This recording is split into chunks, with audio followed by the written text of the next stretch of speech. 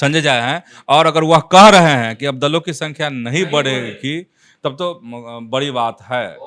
सियासत है, राजनीति है, तो खेल तो होना ही है। तो मुकेश सहनी कल ऐलान कर दिए कि सीएम तेजस्वी ही होंगे। मुकेश सहनी झूठ बोल रहे हैं, आप झूठ बोल रहे हैं। एकदम, इसी पर तो विवाद है। मुकेश सहनी झूठ बोल रहे हाँ, तो झूठ बोल ही ले रहे हैं, कैसे नहीं है? आप देख लीजिए राजेश राम। हैं। क्या मिला महागठबंधन में, क्या हुआ महागठबंधन में? तो मिलते मिलते अब ये हुआ है। अब देखिए कि कहीं छिटका छिटकी नहीं हो। अब जब ब्यौरा आएगा, समझ रहे हैं, 70 गो का ब्यौरा देगी कांग्रेस, दे देगी मुकेश सहनी 60 गो, 45 गो भाकपा माले, तो जब ब्यौरा आएगा तब राजद के लिए बचवे नहीं करेगा कुछ।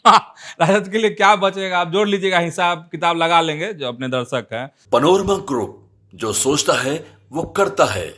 नमस्कार, सुबह सुबह आप तमाम दर्शकों का बहुत बहुत स्वागत है। खबरें विद न्यूज हाट देख रहे हैं आप।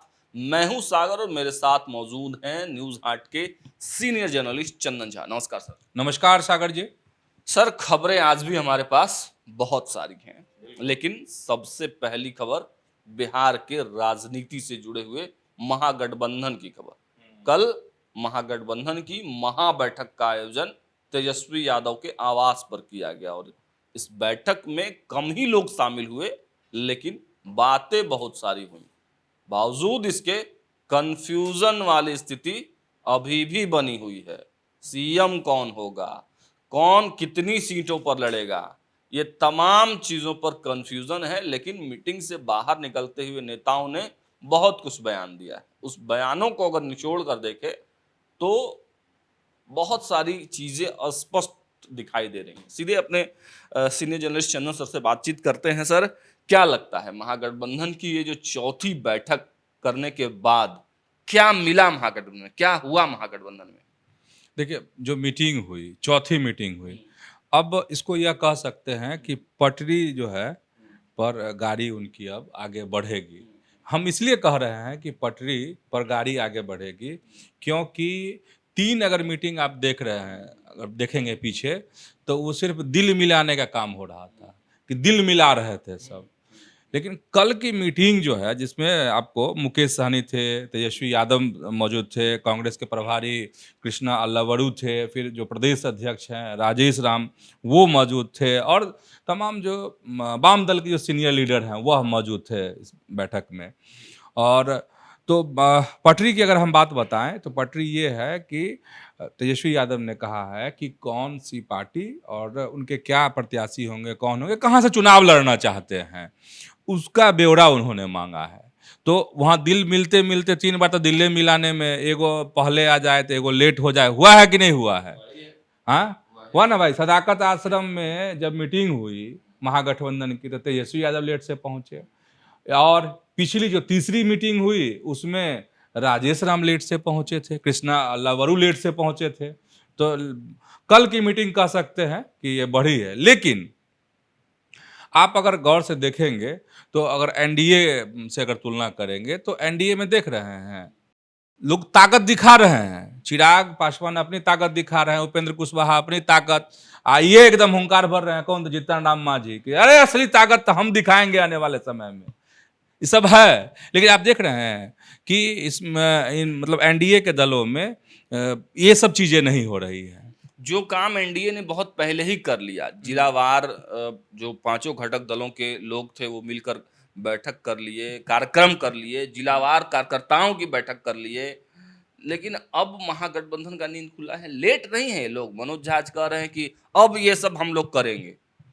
हाँ, देखिए, अब लेट तो है, लेट अगर कहेंगे तो, क्योंकि एनडीए जो है तमाम जिला में लोगों की सभा हो चुकी है, मीटिंग हो चुकी है, और मतलब एकजुटता और जो दिल मिलाने का काम है वो एनडीए में हो चुका है, जो जिलावार होता है।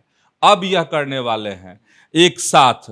तो सागर जी जो कह रहे हैं उस मामले में अगर आप देखिएगा तो महागठबंधन पीछे है, या दूसरे तरीके से देखिएगा, चश्मा उलट लीजिए और उसको देखिए, तब ये है कि महागठबंधन जो है नकल करने की तरफ जो है अग्रसर है। अब यह भी कह सकते हैं। कहीं कोई ये रणनीति तो नहीं है कि मतलब चुनाव के आसपास में एक कार्यक्रम किया जाएगा कि ताजा ताजी रहेगा, तुरंत जाके वोट पे बूथ पर वोट कन्वर्ट हो जाएगा? देखिए, ये रणनीति नहीं कह सकते इसको। पूछेगा क्यों?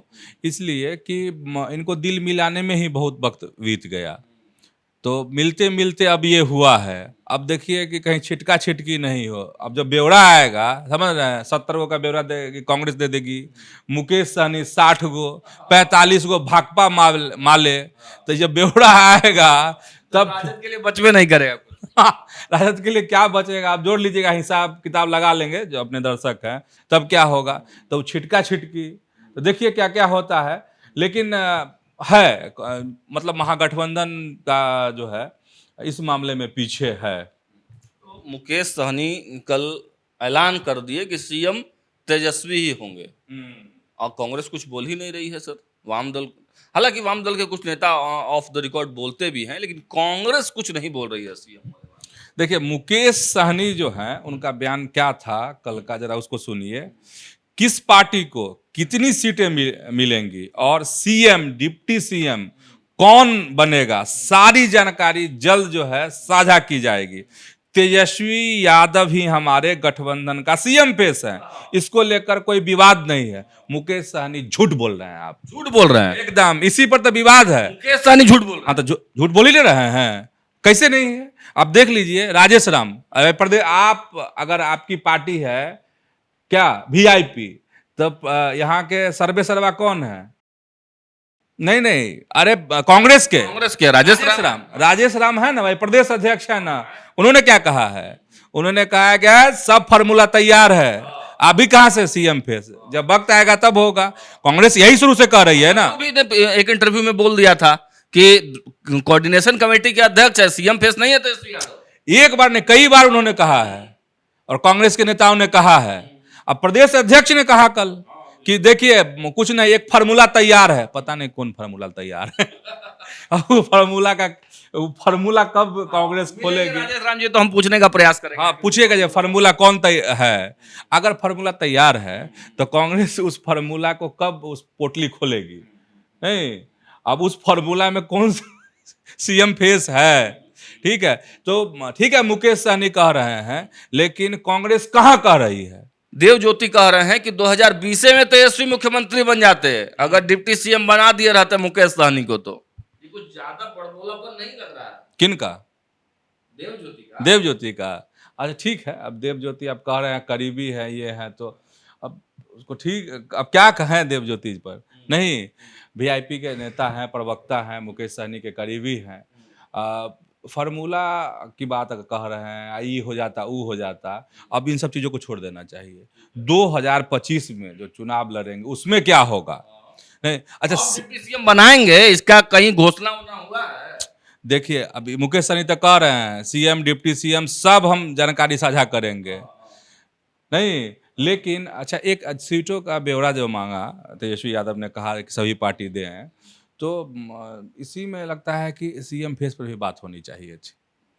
फिर ये लोग गड़बड़ कर दिए, एक मुद्दा जो मूल मुद्दा है वो छोड़ दिए। और देव ज्योति को यही कहना चाह रहे हैं उनको कि देखिए, अब 20 को छोड़िए, 25 की बात कीजिए, और 25 में जो है बहुत छिटकी लगेगा। छिटकी मतलब समझते हैं? छिटकी मैथिली शब्द है, मुकेश सहनी समझ जाएंगे। ठीक है, लंगड़ी लगाना, ठीक है, अभी बहुत लंगड़ी है, आपको बहुत हर्डल है महागठबंधन। हर्डल डिप्टी सीएम में लग रहा है सर। हाँ, डिप्टी सीएम में लग रहा है। अरे इतनी सीट जीतेंगे तब ना, सीट मिलेगी आपको उतनी तब ना। आज सीट मिल भी गई तो आप जीतेंगे तब ना डिप्टी सीएम। ठीक है, सपना देखना गलत नहीं है। लेकिन सर बार बार मुकेश सहनी बोल रहे हैं deputy CM deputy CM deputy CM, और दूसरा कोई बोल ही नहीं रहा है कुछ डिप्टी सीएम के बारे में। सर अपना स्पेस बना रहे हैं, वो कुर्सी रिजर्व करने की, और ये बोलते ही रह जाएंगे। खेल हो जाएगा। इस बार भी होगा? हाँ, क्यों नहीं होगा? तो भाई सियासत है, राजनीति है, तो खेल तो होना ही है। आगे हो, पीछे हो, बीच में हो, लेकिन होना तो है। डिप्टी सीएम कहाँ, वही कहे कि इन सब चीजों पे बात कहाँ हो रही है? अभी तो सीटों का पटरी बिछाई जा रही है कि कौन किस पे लड़ेगा। अब न देखिए, चौथी मीटिंग हो गई, 5वीं मीटिंग में क्या क्या खेल होता है, यह देखने वाली बात होगी। मूल बात पर अगर आए तो सर क्या कुछ हुआ है आज के बैठक में, क्या अपडेट है? देखिए, मनोज झा ने जो कहा है कि सबसे पहले तो बताई जो उन्होंने बात कल उसमें कि उन्होंने कहा कि हमारी 5 सब कमेटी बनी है, manifesto, media, social media, campaign strategy और इलेक्शन रिलेटेड इशू जिसमें लीगल इश्यूज भी हैं। अब जो है मनोज झा के अनुसार कि चुनावी बिगुल बज चुका है, सब जो है अपने काम में लग चुके हैं, ये कहा है मनोज झा ने। एक साथ मतलब उन्होंने कहा है कि एक साथ हम लोग अब कार्यक्रम भी जैसे कि अलग अलग सब कार्यक्रम कर रहा है। हाँ, मनोज झा ने यह भी कहा, जो सबसे बड़ी बात है कि बैठक में साझा फैसला हुआ है कि पूरे बिहार में साझा कार्यक्रम चलाएंगे और सीट का बंटवारा अभी नहीं हुआ है, अभी तो ब्यौरे मांगा गया है।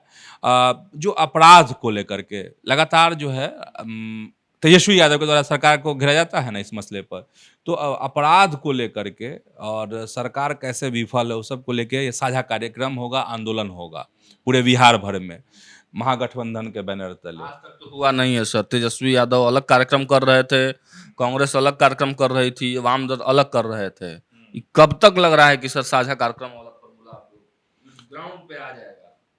अब ये देखिए, ये लोग अभी इस पर बातचीत हुई है, अब जो कमेटी बनी है अब वह अब इसको तैयार करेगी। हाँ, देखने वाली बात है कि एक आध महीना अभी और समय लगेगा। लग सकता है, लग सकता है, लेकिन मनोज झा जो कह रहे हैं कि अब सब लग चुके हैं, तो इसके हिसाब से मानिए कि कम वक्त भी लग सकता है। अगर वक्त जाया अगर इसमें ये लोग करेंगे तो उतना फायदा नहीं होगा, नुकसान होगा फिर महागठबंधन को, क्योंकि देखिए वोटर को बात पहुंचानी है ना, आपको अपनी एकजुटता तो दिखानी है ना महागठबंधन को, तो वोटर कंफ्यूज नहीं हो, इसलिए जल्दी मतलब इस तरह का कार्यक्रम करना चाहिए। इस पूरे मुद्दे पर एक अंतिम मेरा सवाल है सर कि महागठबंधन और एनडीए में आपको क्या लगता है आगे कौन है, मजबूत कौन है घटक दलों और ग्राउंड लेवल तक मैसेज पहुंचाने में?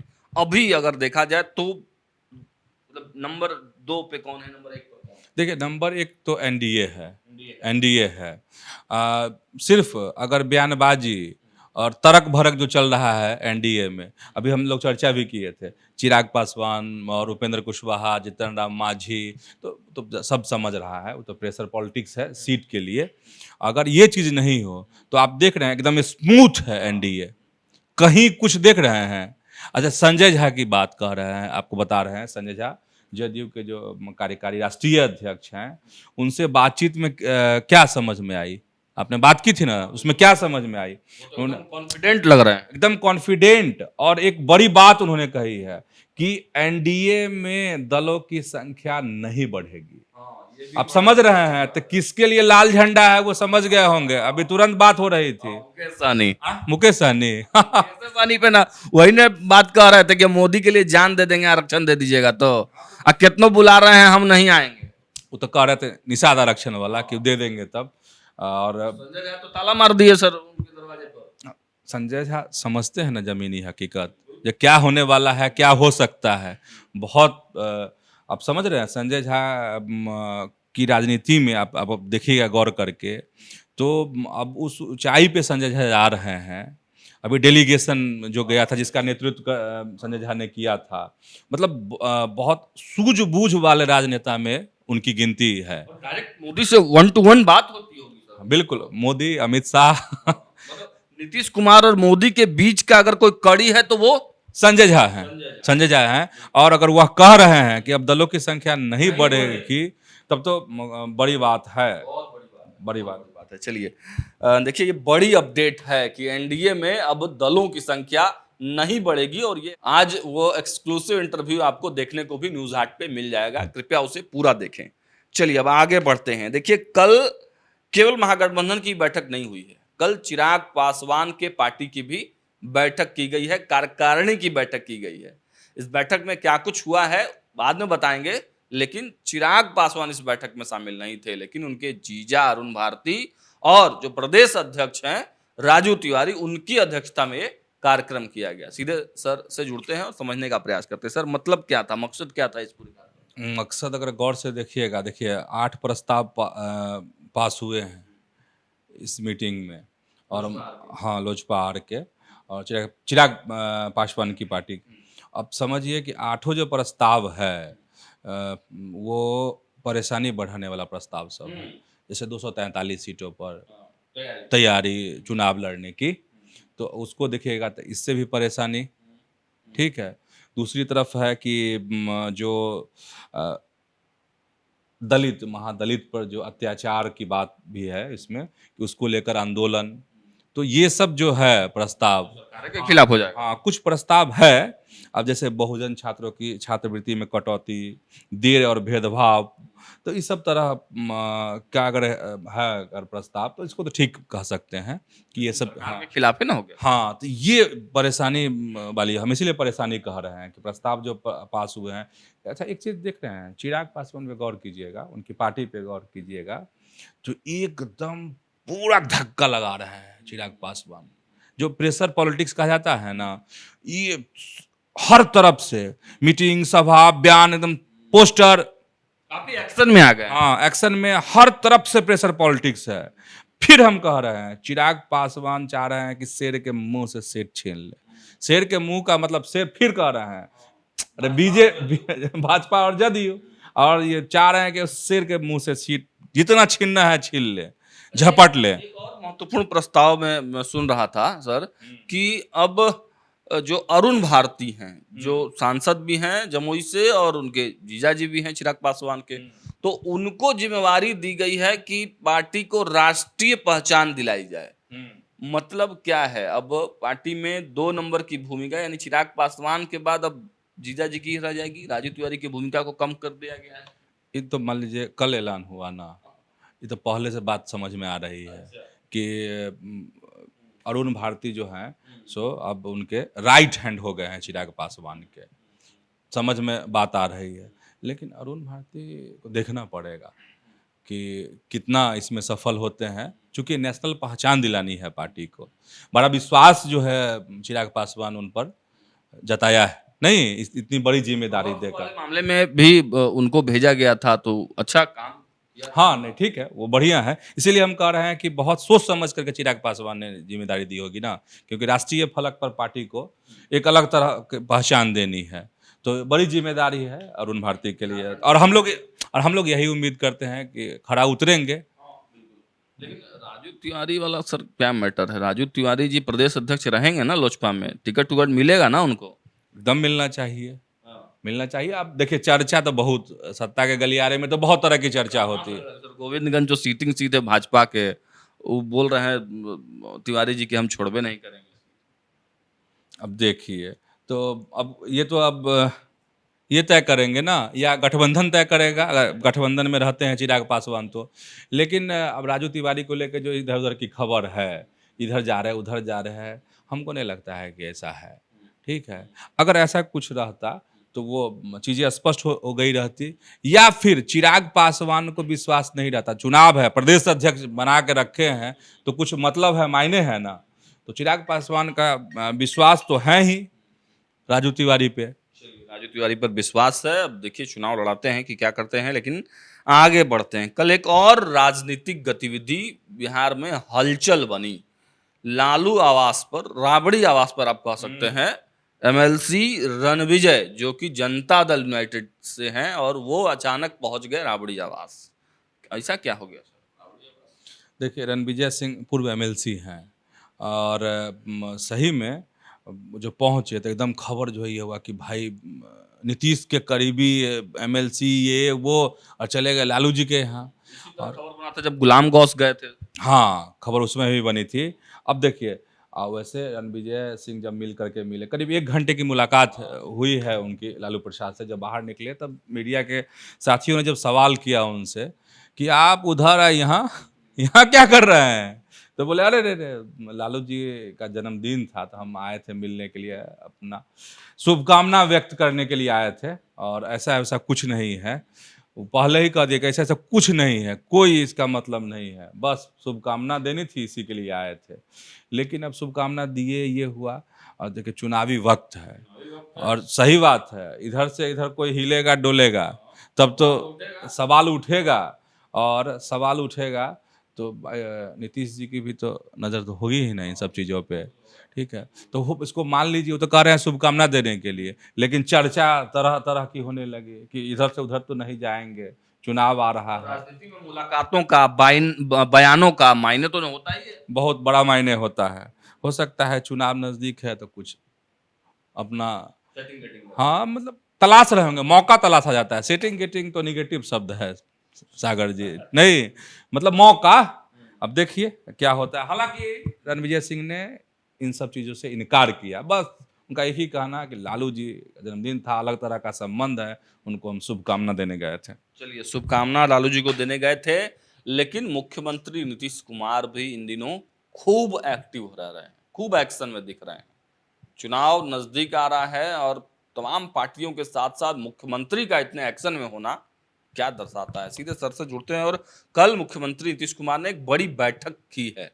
क्या है उस बैठक में, सर बताएंगे। बहुत कुछ है, बहुत कुछ है। देखिए कल जो सीएम ने मीटिंग की नीतीश कुमार ने, उसमें ग्राम पंचायत, पंचायत समिति और जिला परिषद के प्रतिनिधियों के जो शिष्टमंडल के साथ उनकी मीटिंग हुई थी और 6 प्रमुख, कई घोषणाएं, जिसमें 6 प्रमुख घोषणाएं हैं। एक है कि मनरेगा योजना की स्वीकृति की सीमा बढ़ गई, अब 10 लाख हो गया है। भत्ते में 1.5 गुना की बढ़ोतरी हुई है। एक है कि हर पंचायत में पंचायत सरकार भवन बनेगा। फिर शस्त्र लाइसेंस, देखिए मुखिया जी सबको रहता है कि सुरक्षा को लेकर के या रहेगा, थोड़ा सा ये भी दिखाने के लिए अपना हाँ रुतबा। तो अब इसमें है कि अब समय पर जो पंचायत प्रतिनिधियों के जो है शस्त्र अनुज्ञप्ति मतलब लाइसेंस के आवेदन पर अब समय पर निपटाए जाएंगे। इसके लिए आपको तमाम जिला अधिकारियों को आदेश दिया गया है। और भी इसी तरीके से कई चीजें हैं जो पंचायत जो प्रतिनिधि हैं वह उनकी ताकत बढ़ी है। और चुनाव है तो मुखिया जी अगर टाइट रहेंगे तो समझ रहे हैं ना, पर तो मुखिया जी लोग रहेंगे। बूथ और बहुत है, मुखिया अगर आपके पीछे हैं तो बहुत वोट इधर से उधर हो जाता है। हाँ वो होता है, पूरा नहीं कहेंगे लेकिन एक बड़ा प्रभाव पड़ता है वोट पर उसका। तो इन सब चीजों, देखिए नीतीश जी तो जमीनी बात समझने वाले लोग हैं और इन लोगों की मांग थी तो एकदम झटाझट मांग पूरी। महागठबंधन की बैठक चल रही थी और उधर इधर नीतीश कुमार मास्टर स्ट्रोक चल रही है। मास्टर स्ट्रोक का जमीन को मजबूत, जमीन जैसे कुछ कुछ उखड़ने की बात नहीं आती थी तो मुख्यमंत्री समझ गए होंगे कि एकदम जमीन को पिचिंग कर देना है, कालीकरण नहीं, मजबूत। तो देखिए, मुख्यमंत्री हमारे सूबे के बड़े एक्शन में हैं। भले ही चुनावी वर्ष है, राजनीतिक माहौल पूरा गहमा गहमी का बना हुआ है बिहार में, पारा भी काफी हाई है, गर्मी भी काफी बढ़ गया है, ऑरेंज अलर्ट भी जारी कर दिया गया है सरकार की तरफ से। लेकिन इस बीच बिहार की सियासत बड़ी उफान पर है। महागठबंधन में हलचल है और एनडीए तो अपनी तैयारी लगभग कर ही चुका है। अब देखना होगा कि एनडीए और महागठबंधन की लड़ाई किस तरह से आगे बढ़ती है। उस तमाम अपडेट्स को और तमाम जैसे जैसे ट्रेंड राजनीति का बदल रहा है उसकी एक एक बारीक खबर आप तक हम पहुंचाने का प्रयास करेंगे। लेकिन आपसे फिर से एक विनम्र निवेदन है, कल हम जब फील्ड में थे तो हमें एक न्यूज़ हाट के दर्शक मिल गए, काफ़ी बड़ाई किया, तो आपका विश्वास हम लोगों पर बना रहे, आपके सवाल और सुझाव कमेंट बॉक्स में आते रहें। फिलहाल इस वीडियो में इतना ही। देखते रहिए न्यूज़ हाट। बहुत बहुत धन्यवाद।